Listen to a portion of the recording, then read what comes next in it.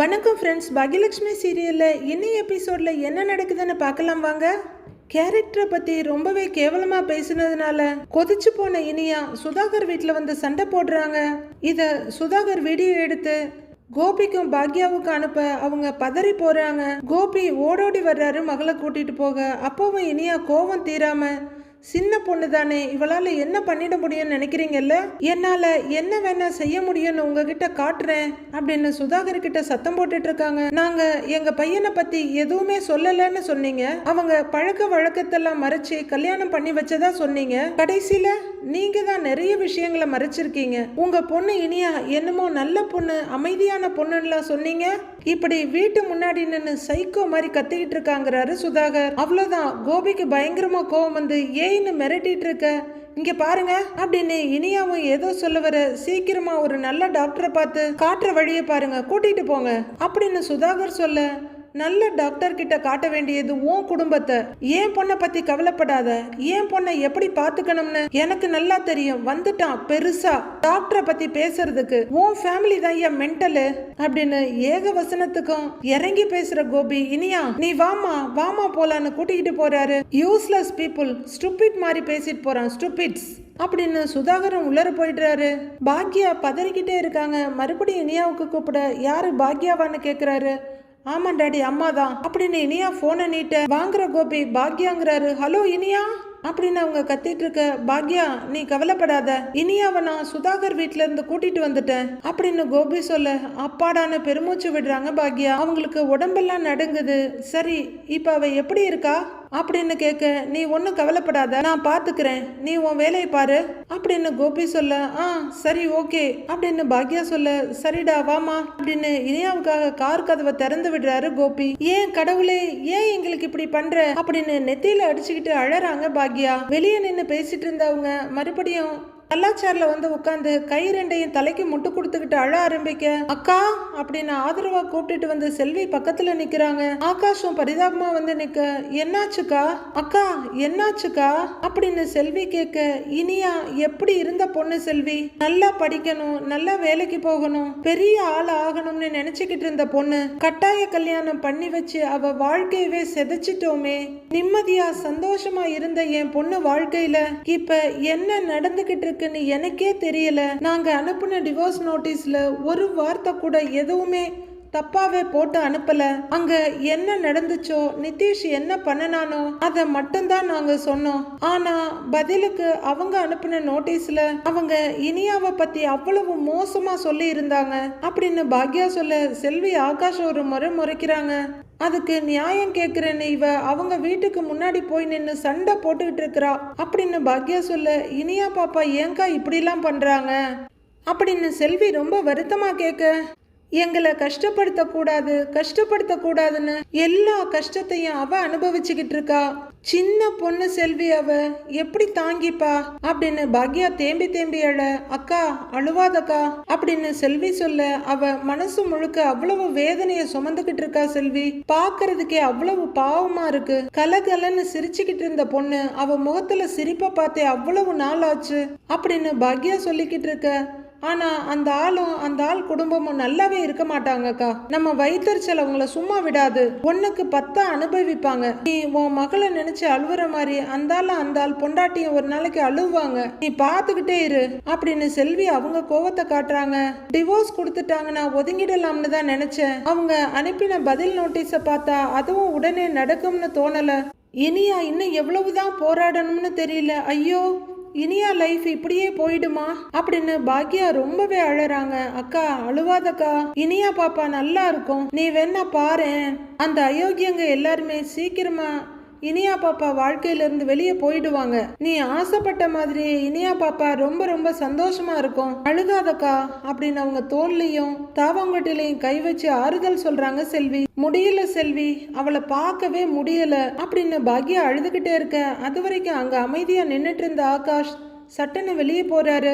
கொஞ்சம் தள்ளி வந்து நின்று அவரும் அழுதுகிட்டு இருக்காரு. காரை நிறுத்திட்டு கோபியும் இனியாவும் ஒரு இடத்துல நிக்கிறாங்க. இனியா காஃபி ஏதாவது சாப்பிட்றியாமான்னு கேட்குறாரு. இல்லை டாடி வேணாம் டாடி அப்படின்னு இனியா சொல்ல, நீ எதுவும் சாப்பிட்ருக்க மாட்ட, இரு நான் போய் ஒரு காஃபி வாங்கிட்டு வரேன் அப்படின்னு போய் கோபி காஃபி வாங்கிட்டு வந்து இனியா கிட்ட கொடுக்குறாரு. ஒரே ஒரு சிப் குடிக்கிற இனியா டம்ளரை கார் மேலேயே வச்சுட்டு, டேடி நான் இப்படிலாம் இல்லவே இல்லை டேடி, என்னை அவங்க மாத்திட்டாங்க, அப்படியே ரொம்ப த்ரெட்டன் பண்றாங்க டேடி அப்படின்னு இனியா சொல்ல, இப்படிலாம் பண்ணுவாங்க, இப்படிலாம் நடக்கும்னு நானும் அம்மாவும் ஆரம்பத்திலேயே சொல்லலையா? அது மட்டும் இல்ல, அந்த பையன் மேல கோர்ட்ல கம்ப்ளைண்ட் கொடுத்துருக்கோம், அவன் தப்பானவன்னு கோர்ட்ல சொல்லியிருக்கோங்கிறாரு கோபி. உண்மையதானே டேடி சொன்னோம் அப்படின்னு இனியா கேட்க, நாம உண்மையை தான் சொன்னோம், ஆனா அதை ஏத்துக்கிற பக்குவம் அவங்களுக்கு இல்ல, கோவத்துல பழிய ஓ மேல தூக்கி போட்டிருக்காங்க அப்படின்னு கோபி சொல்ல, இவ்வளவு கேவலமா எப்படி டாடி அவங்களால பேச முடியுது அப்படின்னு இனியா கோவத்தோடய கேட்டுட்டு இருக்க.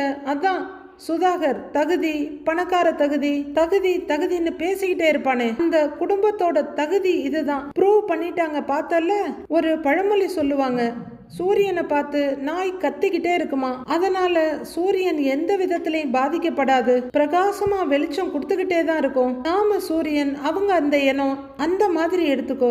ஓகே, அவங்க என்ன சொன்னாலும் சொல்லிட்டு போகட்டும், அவங்க சொன்னா நாம அந்த மாதிரி ஆயிடுவோமா? அதெல்லாம் நடக்கவே நடக்காது. கோர்ட்டுக்கு வர்ற எல்லா டைவர்ஸ் கேஸுமே சுமூகமா முடியுன்றதே இல்ல, சில கேஸுங்க இந்த மாதிரி தப்பான வழியில போகும்னு அட்வொகேட்டும் சொன்னார்ல, அவங்க சைட்ல அவங்கள நல்லவங்களா காட்டிக்கிறதுக்கும் உனக்கு ஜீவனாம்சம் கொடுக்கறதுல இருந்து எஸ்கேப் ஆகிறதுக்கும் இப்படிதான் பொய் சொல்லிக்கிட்டு இருக்காங்க.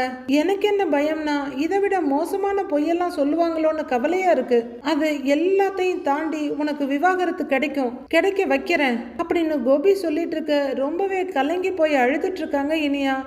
ஏய் என்னடா, ஏன்டா இப்படி கலங்குற? நீ யாரு, நீ யாரு, எப்படிப்பட்ட பொண்ணுன்னு உனக்கு தெரியும், உனக்கு மட்டும் இல்ல எனக்கும் தெரியும். யாரோ ஒருத்தங்க கொஞ்ச நாள் உன் லைஃப்ல வந்துட்டு போனா அவங்க இந்த மாதிரி சொல்லிட்டாங்கன்னா, அபாண்டமா பழிய சொல்லிட்டாங்கன்னா அப்படி நீ ஆயிடுவியா? அதையே நீ பெருசா எடுத்துக்கிற? அவன் கொடுக்குற அந்த அபிப்பிராயத்துக்கும் பேச்சுக்கும் நீ கொஞ்சம் கூட மரியாதை கொடுக்காத. உனக்காக பேசுறதுக்கு நாங்க எல்லாரும் இருக்கோம், உனக்காக சண்டை போடுறதுக்கு நாங்க எல்லாருமே இருக்கோம், ஆனா யாருமே இல்லாம நீ தனியா போய் சண்டை போடுறதுக்கு அதையெல்லாம் பாக்குறப்ப ரொம்ப கஷ்டமா இருக்குடா. ப்ளீஸ் இனிமே இந்த மாதிரி தனியாலாம் போய் மாட்டிக்காதமா, இப்படி பண்ணாத, ஓகே அப்படின்னு கோபி சொல்ல, இனியா சரின்னு தலையாடுறாங்க. இனியா ரொம்பவே பாவம் தான், ஆனாலும் என்னைக்கு அவங்க அம்மா அப்பா சொன்ன பேச்ச கேட்டிருக்காங்க, இப்ப கேட்கறதுக்கு வீட்ல இருந்து கொஞ்சம் ரெஸ்ட் எடுக்க வேண்டியதானேடா அப்படின்னு கோபி சொல்ல, டாடி நான் வீட்டுக்கு வரல, நான் ஆபீஸ்க்கு போயிடுறேங்கிறாங்க இனியா. இவ்வளவு தூரம் நடந்திருக்கு, ஒரு நாள் லீவ் எடுத்துக்கிட்டு வீட்டுல இறேன் அப்படின்னு கோபி சொல்ல, இல்ல டாடி வீட்டுக்கு வந்தா எனக்கு ஒரு மாதிரியா இருக்கும், நான் ஆபீஸ்க்கே போயிடுறேன், நீங்க என்ன டிராப் பண்ணிடுறீங்களா அப்படின்னு இனியா கேட்க, சரி வா வா போலாம் அப்படின்னு கோபி இனியாவை கூட்டிகிட்டு போயிட்டு இருக்காரு. ரெஸ்டாரண்ட்ல பாக்யா அப்படியே உட்கார்ந்துருக்க, 2 கஸ்டமர் சாப்பிட்டுட்டு இருக்க, ஆகாஷ் சர்வ் பண்ணிட்டு இருக்காரு. அப்போ ரொம்பவே நொந்து போய் குனிஞ்ச தலையோட கோபி அங்க வர, பதறி எழுந்து இப்ப நிக்கிறாங்க பாக்யா. திரும்புறவரு ஆகாஷ ஒரு பார்வை பார்க்க, ஆகாஷ் அப்படியே தலையை குனிஞ்சிக்கிறாரு. செல்வியை ரொம்ப கில்ட்டியா பாக்குறாங்க. மறுபடியும் கோபி ஆகாஷ பார்க்க அவர் மனசுக்குள்ள என்னவோன்னு தோண, ஆண்டி இவங்க கிட்ட 100 ரூபாய் வாங்கிக்கோங்க அப்படின்னு சொல்லிட்டு வெளியே போறதுக்காக வர்றாரு. கோபியை கிராஸ் பண்ணி அவர் போக ஆகாஷ் அப்படின்னு அவரோட கைய பிடிச்சுக்கிட்டு நல்லா இருக்கியான்னு கேக்குறாரு கோபி. அப்படின்னு அவரு லைட்டான பயத்தோட சொல்ல, குட் அப்படின்னு கோபி கையை எடுத்துக்க ஆகாஷ் வெளியில போயிடுறாரு. இனி அவ வீட்டுல விட்டுட்டு வந்துட்டீங்களா அப்படின்னு பாக்யா கேட்க, ஆபீஸ் போகணும்னு சொன்னா, அதான் ஆபீஸ்லயே டிராப் பண்ணிட்டு வந்துட்டேன், பயங்கரமா தலைவலிக்குது, ஒரு காஃபி கிடைக்குமான்னு கேக்குறாரு கோபி. உட்காருங்கன்னு பாக்யா சொல்ல, தேங்க்ஸ்னு உட்கார்றாரு. பாக்யா காஃபியை கொண்டு வந்து கொடுக்க அதை குடிச்சிட்டு இருக்காரு கோபி.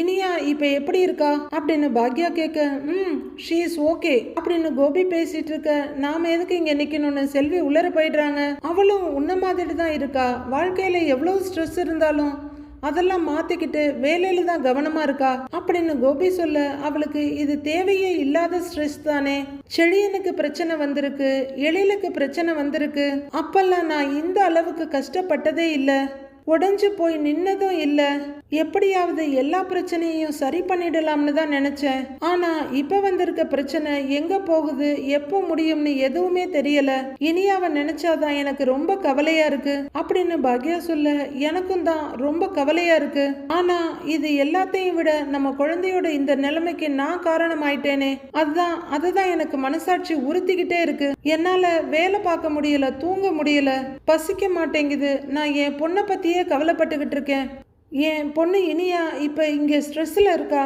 அந்த ஹியரிங் கூட அடுத்த மாசம் தான் வருது. இந்த நேரத்துல நம்ம இனியா கூட ஏதாவது ஒரு ரெசார்ட்டுக்கோ இல்ல அவுட் ஸ்டேஷனுக்கோ இல்ல ஹில் ஸ்டேஷனுக்கோ போனா நல்லா இருக்கும்ல அப்படின்னு கோபி கேட்க, நானும் அதை பத்தி தான் யோசிச்சுக்கிட்டே இருந்தேன் அப்படின்னு பாக்யா சொல்ல, வாட்ஸ் நெக்ஸ்ட்? அவளுக்கு பிடிச்ச இடத்த அவளே செலக்ட் பண்ணட்டும், போயிட்டு வந்தா அவளுக்கே ஒரு ரிலாக்ஸ்டா இருக்கும்ல அப்படின்னு கோபி கேட்க, நாம எல்லாருமா அப்படின்னு பாக்யா கேட்க, ஆமா, நீ, பசங்க, அம்மா, நான் எல்லாரும் ஒரு ஃபேமிலியா போயிட்டு வரலாமே அப்படின்னு கோபி சொல்ல, பாக்யா அங்க கிச்சன் கிட்ட நின்னுட்டு இருக்க செல்வியை பாக்குறாங்க. அதோட அவங்க அப்படியே ஹோட்டல்ல பார்க்க, உன்னால ஹோட்டலை விட்டுட்டு வர முடியாதுல்ல, நீ இப்பதான் ஆரம்பிச்சிருக்க, இட்ஸ் ஓகே, நான் வேணா அம்மாவையும் இனியாவையும் கூட்டிட்டு போயிட்டு வர்றேன், நீ ஹோட்டலை பார்த்துக்கோ அப்படின்னு கோபி சொல்ல, ஹோட்டல்லாம் எனக்கு பிரச்சனையே இல்லை, ஹோட்டலை செல்வியும் ஆகாஷும் கூட பார்த்துக்குவாங்க, அவங்களால முடியலன்னா கூட நான் ஒரு வாரத்துக்கு ஹோட்டலை மூடி வச்சிடுறேன், இதுல ஒரு பிரச்சனையும் இல்லை, எனக்கு இப்போதைக்கு இனியா தான் முக்கியம், இனியாவை விட எனக்கு எதுவுமே முக்கியம் இல்லை அப்படின்னு பாக்யா சொல்ல, சரி நான் இனியா கிட்ட பேசி எங்க போலான்னு முடிவெடுக்கிறேன் அப்படின்னு கோபி சொல்ல, அப்படின்னு பாக்யா தலையாட்டுறாங்க. நீயும் ஒரி பண்ணிக்காத, இனியா நம்ம குழந்தை, அவ லைஃப் இப்போ கொஞ்சம் கஷ்டத்துல இருக்கு, அத சரி பண்ணிடலாம் அப்படின்னு கோபி சொல்ல, ஆன்னு தலைய வேகமா ஆட்டுறாங்க பாக்யா. செல்வி ரெண்டு பேரையும் மாறி மாறி பரிதாபமா பார்த்துட்டு இருக்காங்க. இனியா ஆபீஸ்ல வேலை பார்த்துட்டு இருக்க, அங்க இருக்க ஒவ்வொருத்தரா பிரேக்குக்காக வெளியே போறாங்க. அப்போ ஒரு பொண்ணு இன்னொரு பொண்ணோட தோல்ல தட்டி, வா காஃபி சாப்பிட போலாம் அப்படின்னு சொல்ல, அவங்களும் எழுந்து ரெண்டு பேரும் இனியா கிட்ட வர்றாங்க. ஹாய் இனியான்னு சொல்ல, இவங்களும் ஹாய்ங்கிறாங்க. நீங்க ரிப்போர்ட் பண்ண காலேஜ் இஷ்யூவை பத்தி பார்த்தேன், ரொம்ப நல்லா இருந்துச்சுன்னு ஒரு பொண்ணு சொல்ல, தேங்க்ஸ்ங்கிறாங்க இனியா. வா இனியா போய் காஃபி சாப்பிட்டு வரலான்னு இன்னொரு பொண்ணு கூப்பிடுறாங்க. இல்ல நான் வரல அப்படின்னு இனியா சொல்ல, அந்த பொண்ணு இனியாவை பார்த்துட்டு, ஆர் யூ ஓகே இல்ல அப்படின்னு கேட்க, அப்படின்னு தலையை மட்டும் ஆட்டுறாங்க இனியா. நேத்து டிவோர்ஸ் கேஸ் ஹியரிங் வந்துச்சுன்னு சொன்னாங்க அப்படின்னு இன்னொரு பொண்ணு கேட்க, ஆமாங்கிறாங்க இனியா. நிதிஷ் சைட்ல என்ன சொல்றாங்கன்னு அந்த பொண்ணு கேட்க, என்னெல்லாம் சொல்லக்கூடாதோ எல்லாத்தையும் சொல்றாங்க, அவர் மேல இருக்க தப்ப மறைக்க என் மேல கேரக்டர் அசோசினேஷன் பண்றாங்க, எனக்கு அஃபேர் இருக்குன்னு சொல்றாங்க அப்படின்னு இனியா சொல்ல, ரெண்டு பேருமே அதிர்ந்து போறாங்க. அதுல ஒரு பொண்ணு வாட் அப்படின்னு அதிர்ச்சியா கேட்க, ஆமா அப்படிதான் கோர்ட்ல பெட்டிஷன் சப்மிட் பண்ணியிருக்காங்க, அதை கேட்க போன என்னை அவமானப்படுத்தி வீடியோ எடுத்து என் பேரண்ட்ஸுக்கு அனுப்பி எனக்கு மென்டல் ஹெல்த் இஷ்யூ இருக்குன்னு சொன்னாங்க அப்படின்னு இனியா ஆதங்கத்துல கொட்டிக்கிட்டு இருக்க, ச்சே அவ்வளவு கேவலமானவங்களா அவங்க அப்படின்னு ஒரு பொண்ணு கேட்க, நாம நினைக்கிறதெல்லாம் விட பல மடங்கு கேவலமானவங்க அப்படின்னு இனியா சொல்ல, அப்படிப்பட்ட ஒரு வீட்டில் உன்னை எப்படி கல்யாணம் பண்ணி கொடுத்தாங்கன்னு இன்னொரு பொண்ணு கேக்குறாங்க. அவங்க என்ன, என் குடும்பத்தை எல்லாரையும் ஏமாத்தி கல்யாணம் பண்ணி வச்சாங்க, இந்த கல்யாணத்தினால நான் என் லைஃபை மட்டும் தொலைக்கல, என் அம்மாவும் கஷ்டப்பட்டு உருவாக்குன 2 ரெஸ்டாரண்ட்டையும் தொலைச்சிட்டாங்க, என் மொத்த ஃபேமிலியும் நிம்மதியை தொலைச்சிருச்சு அப்படின்னு இனியா கண்ணில் கண்ணீரோட சொல்றாங்க. நீ சொல்றதெல்லாம் எப்போவாச்சும் நான் நியூஸ்ல தான் பார்த்துருக்கேன், நமக்கு தெரிஞ்ச நம்ம கூட ஒர்க் பண்றவங்க லைஃப்லயே இந்த மாதிரி நடக்கிறத பார்க்கும்போது பயங்கர ஷாக்கிங்கா இருக்கு அப்படின்னு ஒரு பொண்ணு சொல்ல, நீ கவலைப்படாத இனியா, உன் மேல தப்பு சொல்றவங்களோட உண்மையான முகம் சீக்கிரமே வெளி உலகத்துக்கு தெரிய வரும், உனக்கு சீக்கிரமே டிவோர்ஸ் கிடைக்கும், உனக்கு ஏதாவது ஹெல்ப் சப்போர்ட் தேவைப்பட்டா எங்க கிட்ட கேளு அப்படின்னு அந்த பொண்ணு சொல்ல, நீங்க 2 பேரும் எனக்கு ஒரு ஹெல்ப் பண்ணுவீங்களான்னு கேக்குறாங்க இனியா. என்ன அப்படின்னு இன்னொரு பொண்ணு கேட்க, நிதிஷ் குடும்பத்தோட உண்மையான முகம் சீக்கிரமே வெளியில தெரியும்னு சொன்னீங்கல்ல, அந்த முகத்தை நாமளே ஏன் வெளியில காட்டக்கூடாது, எத்தனையோ பேரை பத்தி நாம நியூஸ் போட்டிருக்கோம், டிவி நியூஸ் மூலமா பாதிக்கப்பட்ட எத்தனையோ பேருக்கு நியாயம் வாங்கி கொடுத்திருக்கோம், அவங்க பிரச்சனையை வெளி உலகத்துக்கு தெரியப்படுத்தி இருக்கோம், யார் யார் கதையையோ டிவில சொல்ற நாம ஏன் என் கதையை சொல்லக்கூடாது அப்படின்னு இனியா கேட்க, ஒரு பொண்ணு யோசனையா நின்று இருக்க, சொல்லலாம் தான் அப்படின்னு ஒரு பொண்ணு சொல்ல, ஆனா உங்களால சொல்ல முடியுமான்னு இன்னொரு பொண்ணு கேக்குறாங்க. கண்டிப்பா முடியும் அப்படின்னு இனியா சொல்ல, கொஞ்சம் யோசிச்சுக்கோ, இதனால உனக்கு வேற எதுவும் பிரச்சனை வந்துடக்கூடாது அப்படின்னு இன்னொரு பொண்ணு சொல்ல, இதுக்கு மேல பிரச்சனை வர்றதுக்கு வேற என்ன இருக்கு, நான் என் கதைய சொல்றேன், என் குடும்பத்தை ஏமாத்தின சுதாகர் குடும்பத்தை பத்தி இந்த ஊருக்கு தெரியணும், என் குடும்பத்தை கஷ்டப்படுத்தினவங்களை அவமானப்படுத்தணும், நான் ஒன்னும் அவங்கள பத்தி இல்லாததெல்லாம் சொல்ல போறது இல்லையே, என்ன நடந்துச்சோ அதை மட்டும்தான் சொல்ல போறேன் அப்படின்னு இனியா உறுதியா சொல்ல, உனக்கு ஓகேன்னா ஓகே இனியா, உடனே நாம எடிட்டர் கிட்ட பேசலாம் அப்படின்னு ஒரு பொண்ணு சொல்ல, அப்படின்னு இனியாவும் தலையாட்டுறாங்க. சந்திரிகா ரொம்ப அவசரமா, ஏங்க சீக்கிரம் வாங்க அப்படின்னு கூப்பிட்டுக்கிட்டே ஹாலுக்குள்ள ஓடி வர, பின்னாடியே சுதாகர் வர்றாரு. அங்க வர்றவங்க, நிதிஷ் நிதிஷ் அப்படின்னு கூப்பிட என்னம்மான்னு கேக்குறாரு அவரு. என்ன அப்படின்னு சுதாகர் கேட்க, இருங்க நிதிஷ் அப்படின்னு மறுபடியும் சந்திரிகா கூப்பிட, வரேம்மா அப்படின்னு என்னமான்னு கேட்டுட்டு வந்து நிக்கிறாரு நிதிஷ். நம்ம குடும்ப மானமே காத்துல பறக்குது அப்படின்னு சந்திரிகா கத்த, ஏய் மறுபடியும் ஏதாவது பண்ணனியாடா அப்படின்னு சுதாகர் கேட்க, நான் எதுவும் பண்ணலையே அப்படின்னு நிதிஷ் சொல்ல, இவன் சும்மாதான் இருக்கான், பண்ணினதெல்லாம் நீங்க தேடி கண்டுபிடிச்சு கூட்டிட்டு வந்தீங்களே உங்க மருமக அவதான் அப்படின்னு எரிச்சலா சொல்றாங்க சந்திரிகா. என்ன அப்படின்னு சுதாகர் கேட்க, என்னாச்சுமான்னு நிதிஷும் கேக்குறாரு. அங்க பாருங்க டிவிய அப்படின்னு சொல்லி ஆன் பண்றாங்க சந்திரிகா. என்ன அப்படின்னு சுதாகர் திரும்ப, வணக்கம், தகவல் தொடர்பு அதிகமா இல்லாத அந்த காலத்துல தான் ஒருத்தரை ஏமாத்தி கல்யாணம் பண்றதுங்கிறது அதிகமா நடந்தது. ஆனா இப்ப ஒருத்தரோட பேர் தெரிஞ்சாலே எல்லா டீடைல்ஸையும் எடுக்க முடியுங்கிற இந்த காலத்துல ஏமாத்துறாங்கிறத நினைக்கும் போது நமக்கு ரொம்பவே ஆச்சரியமா இருக்கு அப்படின்னு ஒரு பொண்ணு பேசிக்கிட்டு இருக்க இனியா பக்கத்துல ஒரு சேர்ல உட்கார்ந்துருக்காங்க. என்ன இதுன்னு சுதாகர் கேட்க, அமைதியா அங்க பாருங்க அப்படின்னு சந்திரிகா சொல்ல சுதாகர் மறுபடியும் டிவியை பாக்குறாரு. அப்படியான ஒரு சம்பவம் தான் எங்க ரிப்போர்ட்டர் ஒருத்தங்களோட லைஃப்ல நடந்திருக்கு. அவங்க வாழ்க்கையில என்ன நடந்துச்சுங்கிறத அவங்க கிட்டயே கேட்டு தெரிஞ்சுக்கலாம். என்ன நடந்துச்சு இனியா அப்படின்னு அந்த பொண்ணு கேட்க, இப்ப ஃபுல் ஸ்கிரீன்ல இனியாவை மட்டும் காட்டுறாங்க. எல்லாருக்கும் வணக்கம், என் பேர் இனியா அப்படின்னு இனியா ஆரம்பிக்க அதிர்ந்து போய் பாக்குறாங்க சுதாகர், சந்திரிகா, நிதிஷ் 3 பேரும். இனியா இவ அப்படின்னு சுதாகர் கேட்டுக்கிட்டு இருக்க, சேனலை தொடர்ந்து பாக்குறவங்க என்ன பார்த்திருப்பீங்க. இது வரைக்கும் எத்தனையோ பேரோட கதையை இந்த நியூஸ்ல சொன்னவ தடவையா ஏன் கதையை சொல்ல போறேன். சரியா 2 மாசம் 2 நாளைக்கு முன்னாடி எனக்கும் பிசினஸ் மேன் மகன் சுதாகருக்கும் கல்யாணம் நடந்துச்சு அப்படின்னு இனியா சொல்லிக்கிட்டு இருக்க நிதிஷ் பல்ல கடிச்சிட்டு பார்த்துட்டு இருக்காரு. இதெல்லாம் எதுக்கு டிவில சொல்லிட்டு இருக்கா அப்படின்னு சுதாகர் கேட்க, இன்னும் நிறைய சொல்லுவா, முழுசா கேளுங்கிறாங்க சந்திரிகா. நிதிஷ் என்ன டிவில பார்த்ததாகவும் என்ன கல்யாணம் பண்ணிக்க ஆசைப்பட்டதாகவும் நிதிஷோட அப்பா சொன்னாரு. அதுதான் நான் நிதிஷ பத்தி கேள்விப்பட்ட முதல் விஷயத்துல இருந்து இப்ப வரைக்கும் அவங்க சொன்ன எல்லாமே பொய்ன்னு எனக்கு இப்பதான் தெரிய வந்துச்சு. நிதிஷ் என்ன பார்த்து புடிச்சு போயெல்லாம் கல்யாணம் பண்ணிக்கல. அவர் மேல போதை மருந்து வழக்கு இருந்ததுனால யாருமே அவருக்கு பொண்ணு கொடுக்கல. அதனால ஏமாத்தி என்ன கல்யாணம் பண்ணி வச்சாங்க. கல்யாணம் ஆன பிறகு 10 நாள் தான் என் கூட நல்லா இருந்தாரு. அதுக்கு பிறகு என்கிட்ட சரியா பேசுறது கூட கிடையாது. எப்ப பார்த்தாலும் சந்தேகம், ஒரு மாதிரியா வேற நடந்துக்கிறாரு. அத பத்தி அவர் பேரண்ட்ஸ் கிட்ட கேட்டப்போ எந்த பதிலையுமே சரியா சொல்லவே இல்ல அப்படின்னு இனியா பேச பேச இங்க 3 பேரும் அதிர்ச்சியிலையும் கோவத்திலையும் கொதிச்சிட்டு இருக்காங்க. கடைசியில நானே தான் அவருக்கு இருக்க போதை பழக்கத்தை கண்டுபிடிச்சேன். இந்த நேரத்துல மறுபடியும் ட்ரக்ஸ் எடுத்துக்கிட்டு அரெஸ்ட் ஆனாரு. அதுக்கப்புறமா அவர் கூட சேர்ந்து வாழ முடியாதுன்னு முடிவு பண்ணி எங்க வீட்டுக்கு வந்துட்டேன். டிவோர்ஸுக்கும் அப்ளை பண்ணிட்டேன். ஆனாலும் விட மாட்டேங்கிறாங்க. நிதிஷ், அவரோட அப்பா சுதாகர், அவரோட அம்மா சந்திரிகா 3 பேரும் என்னையும் என் குடும்பத்தையும் ரொம்ப டார்ச்சர் பண்றாங்க. வழியில ஆபீஸ்ல எல்லாம் மீட் பண்ணி நிதிஷ் என்கிட்ட சண்டை போடுறாரு. என்னோட மன நிம்மதியை கெடுக்கிறாரு. அவரோட அம்மா என் அண்ணன்க மேல கமிஷனர் ஆபீஸ்ல கேஸ் கொடுக்கறாங்க. டிவோர்ஸ் நோட்டீஸ்க்கு பதில் சொல்றேங்கிற பேர்ல என்ன கேரக்டர் அசாசினேட் பண்றாங்க.